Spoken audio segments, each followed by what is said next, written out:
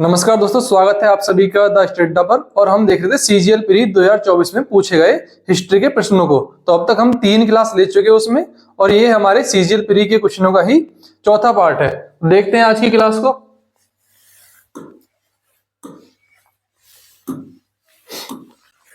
बलबन द्वारा दिल्ली सल्तनत के निम्नलिखित में से किस विभाग का पुनर्निर्माण किया गया था? तो बलबन ने किस विभाग का पुनर्निर्माण किया था? दीवाने इस्तियाक का, दीवाने मुस्तखराज का, दीवाने अर्ज का या दीवाने रिसालत का? तो बताइए बलबन ने किस विभाग का पुनर्निर्माण किया था? कमेंट बॉक्स में आंसर बताएं किसका किया था। देखो, बलबन ने किसका किया था? बलबन ने किया था दीवाने अर्ज का। बलबन ने अपने शासन में दो विभाग बनाए थे। एक बनाया था दीवाने अर्ज यानी सैन्य विभाग, एक क्या था? दीवाने अर्ज सैन्य विभाग।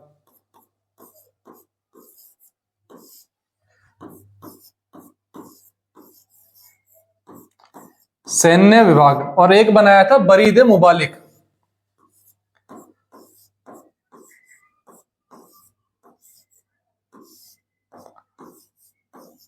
बरीद मुमालिक। बरीद मुबालिक क्या था? यह था गुप्तचर विभाग।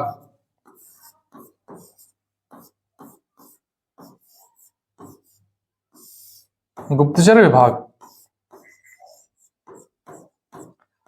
देखो, अगर बलबन की बात करें, बलबन कब से कब तक बैठा था दिल्ली गद्दी पर? बलबन का शासनकाल है 1266 से लेके 1287 तक। अगर बलबन की बात करें, बलबन किसका था? बलबन था इल्तुतमिश का गुलाम। और बलबन के बारे में क्या इंपोर्टेंट है? बलबन के लौह एवं रक्त की नीति किसकी थी? लौह एवं रक्त की नीति। और बात करें तो और क्या था बलबन के? इसने ही क्या किया? तुर्क चहलगामी, तुर्क चहलगामी, तुर्क चहलगामी जो था इसको इसने खत्म कर दिया था। ये तुर्क चहलगामी क्या था? तुर्क चहलगामी था जो दिल्ली सल्तनत में 40 सरदारों का समूह था, ये जो इल्तुतमिश ने बनाया था, इसको इसने खत्म कर दिया। और क्या बलबन से? और बलबन ने शुरू कर थी पाबोस और सजदा प्रथा। पाबोस और सजदा प्रथा। सजदा क्या है? सजदा प्रथा है राजा के सामने सर झुकाना, और पाबोस क्या है? राजा के चरण चूमना। तो हमारा आंसर क्या होगा? दीवाने अर्ज यानी सैन्य विभाग। नेक्स्ट क्वेश्चन, निम्नलिखित में से किस राजवंश के रुद्रसेन द्वितीय ने गुप्त राजवंश के चंद्रगुप्त द्वितीय की बेटी प्रभावती गुप्ता से विवाह किया था? वाकाटक राजवंश, पुष्यभूति, पल्लव या चालुक्य? बताइए किसने किया था? आंसर दें कमेंट बॉक्स में। वाकाटक, पुष्यभूति, पल्लव या चालुक्य?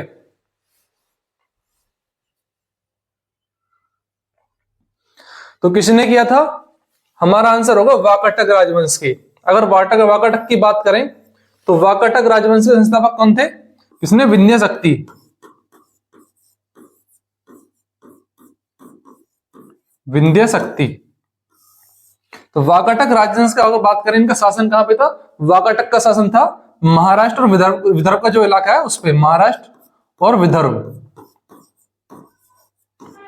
अगर और ऑप्शन को देखें तो पुष्यभूति वंश की बात करें तो पुष्यभूति वंश के संस्थापक कौन थे? प्रभाकर वर्धन। पुष्यभूति वंश की राजधानी क्या थी? पहले पुष्यभूति वंश की राजधानी थानेश्वर, और बाद में कहा इन्होंने स्थानांतरित कर दी? बाद में हो गई थी कन्नौज। पल्लव वंश की बात करें, पल्लव वंश के कौन थे? पल्लव वंश की स्थापना की थी सिंह विष्णु ने।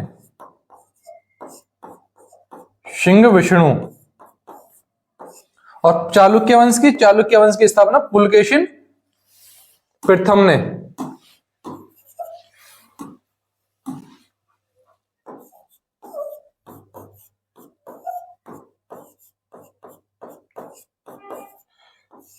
पुलकेशिन प्रथम।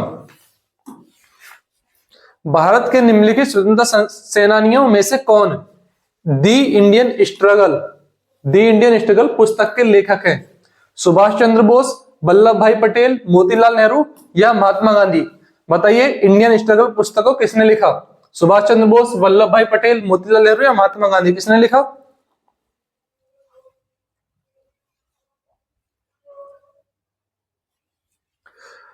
दी इंडियन स्ट्रगल पुस्तक किसकी है? सुभाष चंद्र बोस। अगर सुभाष चंद्र बोस के बारे में इंपोर्टेंट फैक्ट की बात करें तो इन्होंने क्या किया था 1938 में, जो कांग्रेस का हरिपुरा अधिवेशन था उसके अध्यक्ष कौन थे? सुभाष चंद्र बोस। हरिपुरा अधिवेशन, हरिपुरा अधिवेशन। उसके बाद क्या था 1939, 1939 में क्या होता? त्रिपुरी संकट,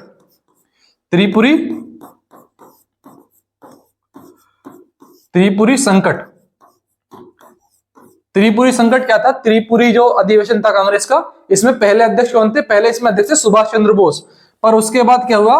गांधी जी अध्यक्ष बनाना चाह रहे थे पट्टाभी सीतारामैया को, तो इस अधिवेशन में सुभाष चंद्र बोस और सीतारामैया के बीच चुनाव हुआ, जिसमें कौन जीते? जिसमें सुभाष चंद्र बोस की जीत हुई। उन्होंने पट्टाभी सीतारामैया को हरा दिया। पर उसके बाद क्या हुआ? 1939 में सुभाष चंद्र बोस ने कांग्रेस से इस्तीफा दे दिया। कांग्रेस से इस्तीफा। उसके बाद इन्होंने क्या किया? 1939 में ही किसकी स्थापना की? 1939 में फॉरवर्ड ब्लॉक की स्थापना, फॉरवर्ड ब्लॉक की स्थापना करी इन्होंने। उसके बाद क्या हुआ? इनको 4 जुलाई 1943 को क्या हुआ ना, 4 जुलाई 1943 को जो आजाद हिंद फौज थी, आजाद हिंद फौज की कमांड किसको मिल गई? आजाद हिंद फौज की कमांड मिली सुभाष चंद्र बोस को। आंसर क्या? हमारा आंसर है सुभाष चंद्र बोस। निम्नलिखित में से किस विदेशी यात्री के अनुसार दिल्ली के लोग सुल्तान को अपशब्दों भरे पत्र लिखते थे, जिसके कारण सुल्तान ने उन्हें दंडित करने के लिए राजधानी को स्थानांतरित करने का निर्णय लिया? किसने लिखा था ये? इसामी, इब्ने बतूता या अलबरूनी या हसन निजामी? तो बताइए कमेंट करके किसने लिखा था ये? इसानी ने, इब्ने बतूता ने, अलबरूनी ने, हसन निजामी ने? किसने कहा था ये?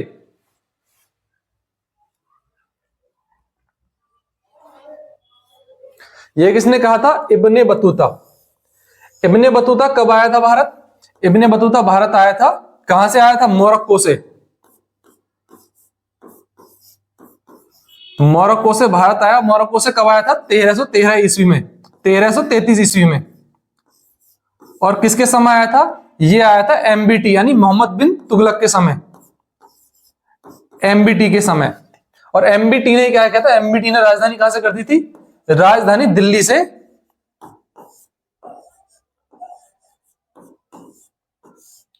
दिल्ली से देवगिरी, दिल्ली से देवगिरी। इब्ने बतूता की बुक कौन सी है? इब्ने बतूता ने लिखी थी बुक रेहला। रेहला बुक की रचना किसने की है? इब्ने बतूता ने। आंसर क्या होगा? आंसर भी इब्ने बतूता। महेंद्र वर्मन प्रथम निम्नलिखित में से किस राजवंश का शासक था? पल्लव वंश, चालुक्य वंश, चोल वंश या पांड्य वंश? बताइए महेंद्र वर्मन किस राजवंश का शासक था? पल्लव, चालुक्य, चोल या पांड्य? कमेंट करें आंसर।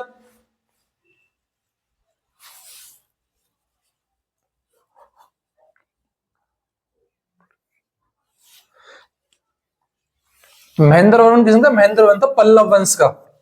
पल्लव वंश की स्थापना किसने की थी? पल्लव वंश की स्थापना की थी सिंह विष्णु ने। सिंह विष्णु। पल्लव वंश की राजधानी कांची हो जाएगी। चालुक्य की पुलकेशिन प्रथम ने। चालुक्य वंश की राजधानी क्या है? चालुक्य वंश की राजधानी बादामी। चोल की किसने की थी? चोल वंश की स्थापना की थी विजयालय ने, विजयालय। और पांड्य वंश की स्थापना की थी नेडियन ने, नेडियान। हमारा आंसर क्या है? आंसर है पल्लव। निम्नलिखित में से कौन सी विशेषता अशोक के धम्म की मूलभूत विशेषताओं में से एक नहीं थी? ब्रह्मचार्य, धर्मनिरपेक्षता, अहिंसा या राजनीति एकीकरण? बताइए कौन सी मूलभूत विशेषता नहीं थी? ब्रह्मचार्य, धर्मनिरपेक्षता, अहिंसा या राजनीतिक एकीकरण? देखो, सम्राट अशोक की बात करें, सम्राट अशोक कब से कब तक थे शासन पे? इन्होंने किया था 261 बीसी से, नहीं, कब से कब तक थे ये? 269 बीसी, बीसी से 232 बीसी। सम्राट अशोक ने कितने, इन्होंने 14 शिलालेख लिखवाए थे, 14 शिलालेख।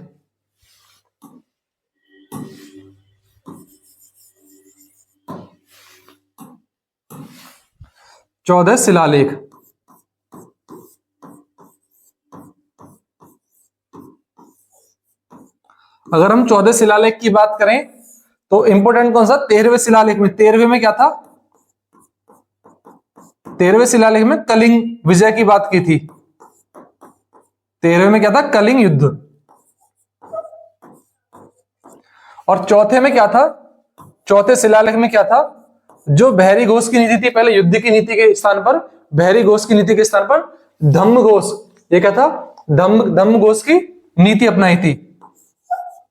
इसमें क्या है? धम्म घोष की नीति।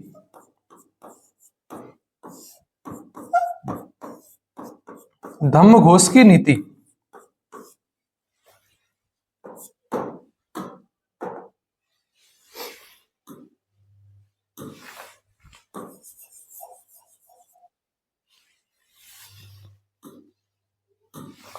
धम्म घोष की नीति। आंसर क्या है? अशोक के धम्म मूलभूत में क्या? धर्मनिरपेक्षता है, अहिंसा है और राजनीतिक एकीकरण है। क्या नहीं है? ब्रह्मचार्य नहीं है। अहिंसा किसमें है? अहिंसा कौन से में? अहिंसा पहले अभिलेख में, जो पहला था पहले ही में अहिंसा की बात करिए। अहिंसा, अहिंसा, पशु बलि की निंदा करिए पहले में। वैदिक जीवन की आश्रम प्रणाली के अनुसार निम्नलिखित में से जीवन का तीसरा चरण कौन सा है? वानप्रस्थ, सन्यास, ब्रह्मचार्य या गृहस्थ? बताइए कौन सा है जीवन का तीसरा चरण? कमेंट करें आंसर।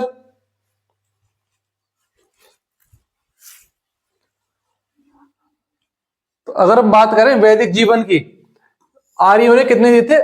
आर्यों ने जीवन के 3-4 चरण बताए थे। किसने? आर्यों ने। आर्यों ने जीवन के 4 चरण बताए।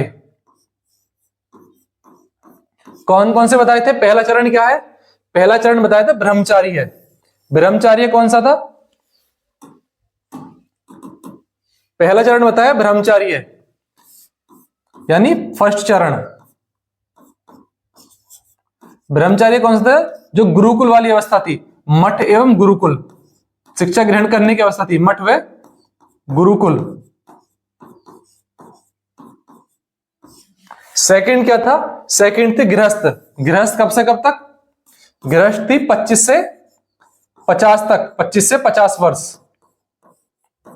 थर्ड कौन सी थी? थर्ड थी वानप्रस्थ।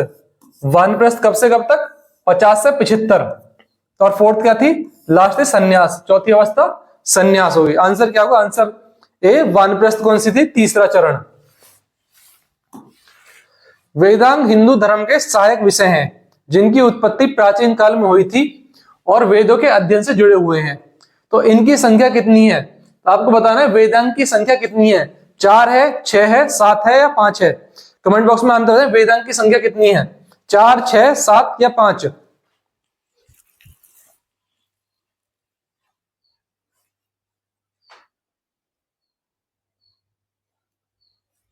देखो, अगर वेदों की बात करें तो वेद कितने हैं?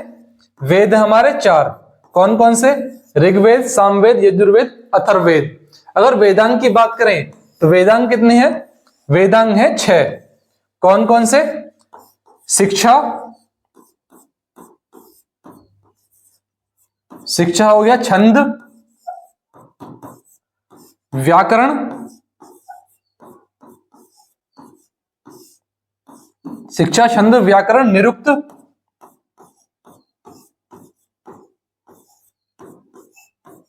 निरुक्त और कौन से दो? निरुक्त के बाद कौन सा है?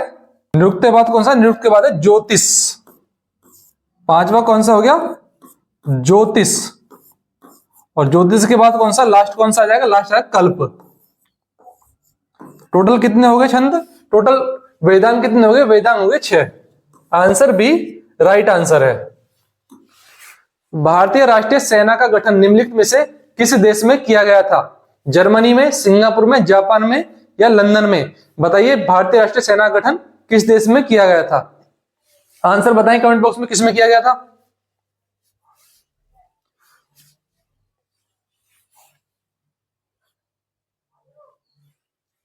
किस में किया गया था भारतीय राष्ट्रीय सेना का गठन? देखो, भारतीय राष्ट्रीय सेना यानी आजाद हिंद फौज, आजाद हिंद फौज का गठन क्या किया था? 1900 यानी सितंबर 1942 में। किसने किया था? कैप्टन मोहन सिंह।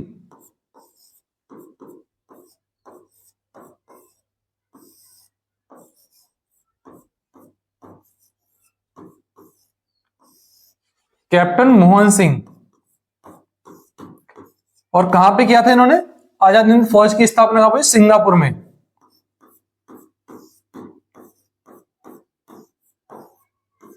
सिंगापुर। और आजाद हिंद फौज की जो कमांड थी सुभाष चंद्र बोस जी को कब मिली थी? सुभाष चंद्र बोस जी को कमांड मिली थी 4 जुलाई 1943 में। आजाद हिंद फौज की बात करें तो आजाद हिंद फौज में बहुत सारी रेजिमेंट थी, जैसे जवाहरलाल नेहरू रेजिमेंट, गांधी जी रेजिमेंट। ऐसे ही इसमें एक थी महिला रेजिमेंट। महिला रेजिमेंट, तो महिला रेजिमेंट का नाम क्या था? महिला रेजिमेंट का था रानी झांसी रेजिमेंट। क्या नाम था? रानी झांसी रेजिमेंट। रानी झांसी रेजिमेंट। तो आंसर क्या होगा? आंसर बी सिंगापुर हमारा सही आंसर है। 1909 के मार्लो मिंटो सुधार के संदर्भ में निम्नलिखित कथनों पर विचार कीजिए। इन्हें भारतीय परिषद अधिनियम 1909 भी कहा जाता है। उन्होंने विधान परिषदों की ताकत में वृद्धि की, मुसलमानों को पृथक निर्वाचन क्षेत्र का अधिकार दिया। बताइए कौन सा सही है? या ए और बी सही है, सी ए सही है, या तीनों सही है, या बी और सी सही है? कमेंट करें कौन सा सही है इनमें से। 2 सही है, सी ए सही है, तीनों सही है, या बी सी सही है? कमेंट बॉक्स में आंसर बताएं कौन सा सही है। देखो, मार्लो मिंटो में बात करें तो मार्लो मिंटो कौन थे उस समय? जो आया था मार्लो थे वायसराय। ये कौन थे? वायसराय। और मिंटो कौन थे? मिंटो थे भारत सचिव।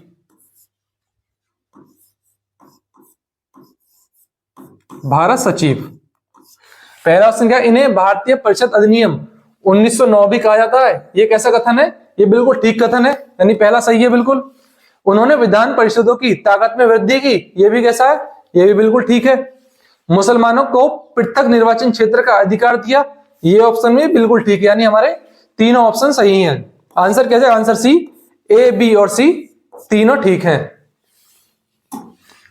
शांति निकेतन की स्थापना किसने और कब की? देवेंद्रनाथ टैगोर ने 1915 में, महात्मा गांधी जी ने 1910 में, या रविंद्रनाथ टैगोर जी ने 1901 में, या रविंद्रनाथ टैगोर ने 1905 में? बताइए शांति निकेतन की स्थापना किसने की? कमेंट बॉक्स में आंसर बताएं किसने की शांति निकेतन की स्थापना। तो शांति निकेतन की स्थापना किसने की थी? रविंद्रनाथ टैगोर 1901 में। और कहां पे की थी? वेस्ट बंगाल में। और रविंद्रनाथ टैगोर की ये बात करें, इनको क्या मिला था? ये एशिया के पहले व्यक्ति बने थे नोबेल पाने वाले। कब मिला था इनको नोबेल प्राइज? 1913 में। किसके लिए मिला था? गीतांजलि के लिए। गीतांजलि के लिए। रविंद्रनाथ टैगोर जी की और कौन सी बुक है? चौखेर वाली, पोस्टमास्टर, स्ट्रे बर्ड, किसकी? रविंद्रनाथ टैगोर जी की बुक है। निम्नलिखित में से कौन मुगल सम्राट अकबर के शासनकाल में वकील था जिसे खाना खाने की उपाधि प्राप्त थी? बीरबल, बैरम खान, राजा टोडरमल, या मुल्ला दो प्याजा? बताइए अकबर के शासनकाल में वकील कौन था जिसे खाने की उपाधि दी गई थी? बीरबल था, बैरम खान था, राजा टोडरमल था या मुल्ला दो प्याजा था? कमेंट करें आंसर कौन था। अकबर का शासनकाल कब तक था? अकबर का शासनकाल था 1556 से लेके 1556 से 1605। और अकबर के कितने नवरत्न थे? इसके थे 9 नवरत्न, यानी नवरत्न 9 थे। नवरत्न, उन नवरत्नों में बात करें, मुल्ला दो प्याजा क्या था? मुल्ला दो प्याजा था कुक, यानी रसोइया।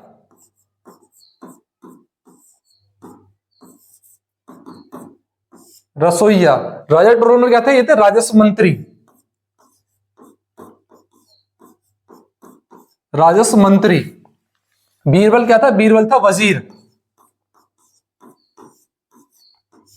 और बैरम खान क्या था? बैरम खान था अकबर का एक वकील है, खाने खाने की उपाधि पाती है। आंसर क्या होगा? Answer B, Bairam Khan. पृथ्वीहार, जिसकी प्रथम राजधानी भीनमाल में थी, ने किसके शासन के दौरान प्रख्याति प्राप्त की? बताइए, देवपाल, नागभट्ट प्रथम, नागार्जुन या कनिष्क? तो पृथ्वीहार वंश ने किस शासक के दौरान प्रख्याति प्राप्त की? देवपाल के दौरान, नागभट्ट के दौरान या नागार्जुन या कनिष्क? तो आंसर बताएं किसने की? कमेंट करें जल्दी आंसर।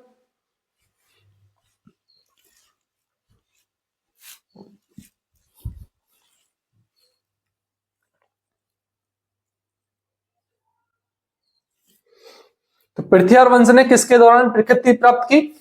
पृथ्वीहार वंश ने किसके दौरान की? पृथ्वीहार वंश ने नागभट्ट प्रथम के दौरान। और नागभट्ट प्रथम क्या थे? पृथ्वीहार वंश के संस्थापक भी थे। संस्थापक। और पृथ्वीहार वंश के एक शासक थे पृथ्वीहार वंश में, आदिव आदिव राहा। आदिव राहा की उपाधि किस शासक ने? आदिव राहा की उपाधि किस शासक ने ग्रहण की थी पृथ्वीहार वंश के? ये थे महिर भोज। महिर भोज। पृथ्वीहार वंश की राजधानी की बात करें तो पृथ्वीहार वंश की राजधानी क्या थी? पृथ्वीहार वंश की राजधानी थी कन्नौज।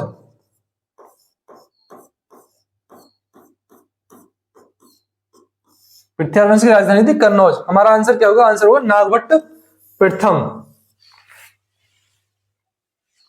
मौखरियों ने पश्चिमी उत्तर प्रदेश में निम्नलिखित में से किस शहर पर शासन किया, जिसने समय के साथ उत्तर भारत के राजनीतिक केंद्र पाटलिपुत्र को प्रतिस्थापित कर दिया?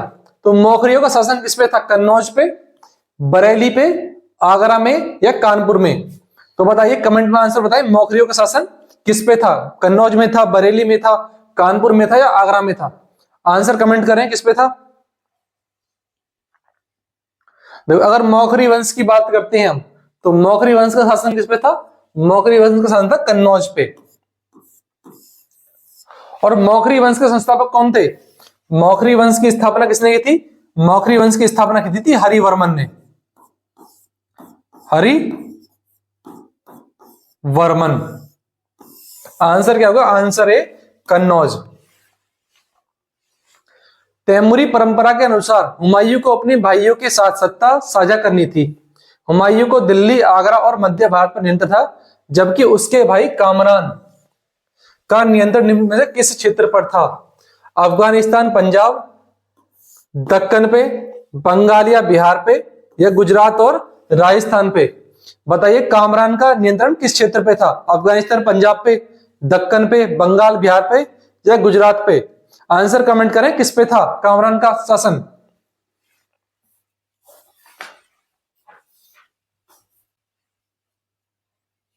देखो, हुमायूं के कितने भाई थे? हुमायूं 4 भाई थे। हुमायूं का शासन तो दिल्ली पे हो गया। कामरान किस पे था? कामरान का था अफगानिस्तान और पंजाब पे। और कौन कौन से भाई थे हुमायूं के? एक था अस्करी, अस्करी और कौन था? और एक था हिंदाल। अस्करी, हिंदाल। अस्करी का शासन कहां पे था? अस्करी का शासन था, अस्करी का शासन था किस पे? संभल पे।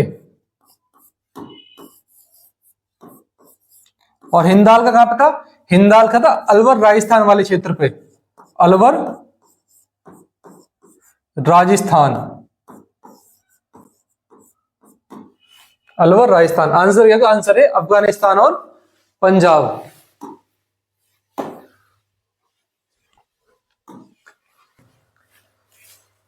1307-1308 ईस्वी में अलाउद्दीन खिलजी का पहला दक्षिणी अभियान निम्नलिखित में से किस क्षेत्र में हुआ था? वारंगल में, मदुरै में, देवगिरी में या द्वार समुद्रम में? बताइए, अलाउद्दीन खिलजी का तो पहला दक्षिणी अभियान था, वो किसके लिए हुआ था? किस क्षेत्र के लिए? वारंगल के लिए, मदुरै के लिए, देवगिरी के लिए या द्वार समुद्रम के लिए? तो जल्दी बताएं कमेंट में आंसर, किसके लिए हुआ था? देखो, अलाउद्दीन के दक्षिण के अभियानों की बात करें तो पहला कब हुआ था? 1307-1308 में। किसके विरुद्ध? देवगिरी के विरुद्ध हुआ था। और देवगिरी में इसने सेनापति कौन था अलाउद्दीन का? सेनापति था मलिक काफूर।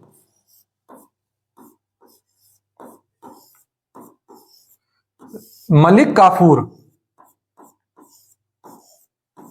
मलिक काफूर। और देवगिरी के राजा कौन थे? देवगिरी में उस समय राजा थे राजा रामचंद्र देव।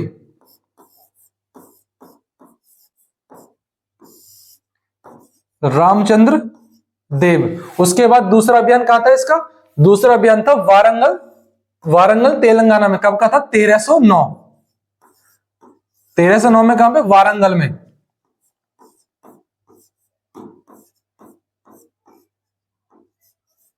वारंगल में राजा कौन थे? राजा रुद्र प्रताप देव। राजा प्रताप देव। और राजा प्रताप देव ने क्या किया था? कोहिनूर हीरा अलाउद्दीन खिलजी को दिया था। यहीं पे क्या हुआ था? कोहिनूर हीरा। जो कोहिनूर हीरा है वो अलाउद्दीन खिलजी को मिला था। तो हमारा आंसर क्या होगा? आंसर सी, देवगिरी में पहला अभियान किया था इसने।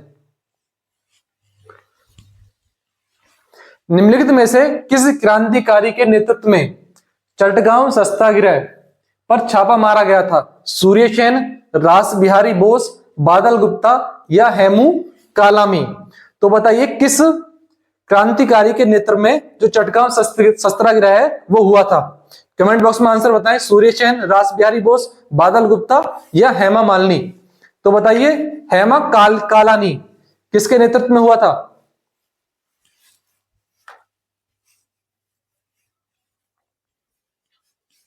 चटगांव सत्याग्रह को क्या? चटगांव सत्याग्रह है 1930 का। और कहां पे हुआ था चटगांव? कहां पे? चटगांव में वेस्ट बंगाल में। और वर्तमान में चटगांव कहां पे? वर्तमान में चटगांव है बांग्लादेश में। तो चटगांव सत्याग्रह किसके नेतृत्व में हुआ था? सूर्यसेन। सूर्यसेन को क्या बोलते हैं? मास्टर दा। इन्हीं को और किस नाम से जाता है? इन्हीं को जाना जाता है मास्टर दा के नाम से। मास्टर दा। 1857 के सिपाही विद्रोह के संदर्भ में निम्नलिखित में से किस तारीख को मेरठ के सैनिकों ने दिल्ली के लिए यात्रा शुरू की? 10 मई को, 29 मार्च को, 19 अप्रैल को या 2 जून को? बताइए, किस तारीख को मेरठ के सैनिकों ने दिल्ली के लिए यात्रा शुरू की थी? 10 मई को, 29 मार्च को, 19 अप्रैल को या 2 जून को? कमेंट में आंसर करके बताएं कब शुरू की थी।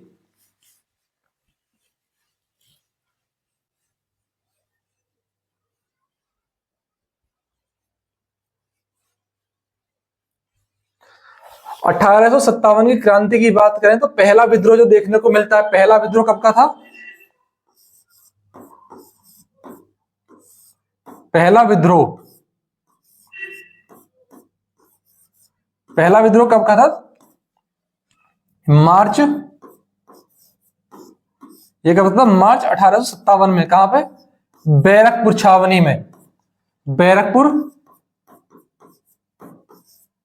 बैरकपुर छावनी वेस्ट बंगाल में। यहां पे क्या हुआ था?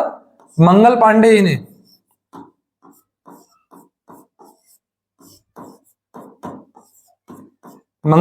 क्या होता? लेफ्टिनेंट बाग को गोली मार दी। लेफ्टिनेंट बाग को गोली मार दी। उसके बाद क्या हुआ? मंगल पांडे को कब? 8 अप्रैल 1857 में क्या हुआ? इनको फांसी दे दी गई। मंगल पांडे को फांसी कब हुई थी? 8 अप्रैल 1857। उसके बाद क्या हुआ, जो क्रांतिकारी थे मेरठ के सैनिक दिल्ली के लिए कब निकले थे, 10 मई 1857 को। और दिल्ली कब पहुंचे, 12 मई 1857 को दिल्ली पहुंचे।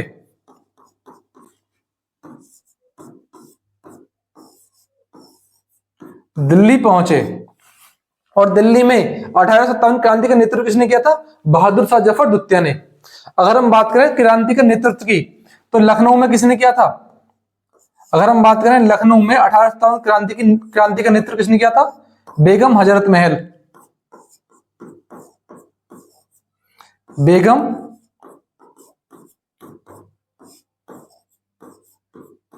हजरत महल। अगर हम बात करें कहां की, बिहार में किसने किया था,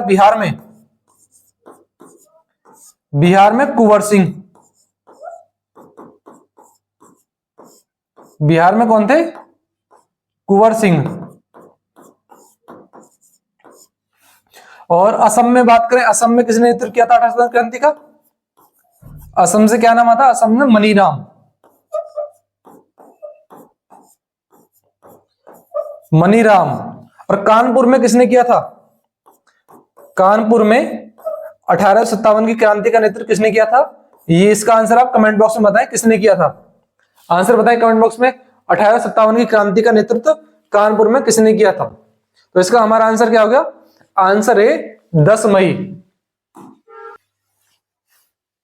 निम्नलिखित में से कौन सा जानवर चोल राजवंश का प्रतीक था, घोड़ा, हाथी, भेड़िया या बाघ। बताइए चोल राजवंश का प्रतीक कौन सा जानवर था, घोड़ा था, हाथी था, बाघ था या भेड़िया था। जल्दी कमेंट बॉक्स में आंसर बताएं कौन था।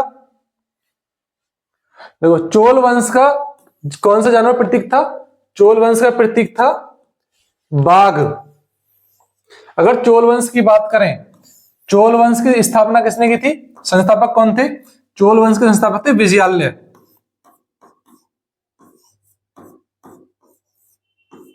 विजयालय। चोल वंश की राजधानी क्या थी, तंजौर। तंजौर। और एक क्वेश्चन पूछा जाता है, चोल वंश के किस राजा ने वृद्धेश्वर मंदिर की स्थापना की थी, तो वृद्धेश्वर मंदिर का निर्माण किसने करवाया था,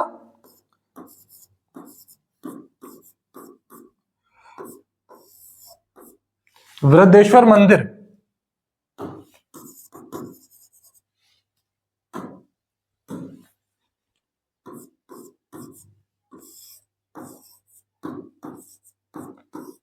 वृद्धेश्वर मंदिर का किसने किया था, राजा राज प्रथम ने। राजा राज प्रथम ने।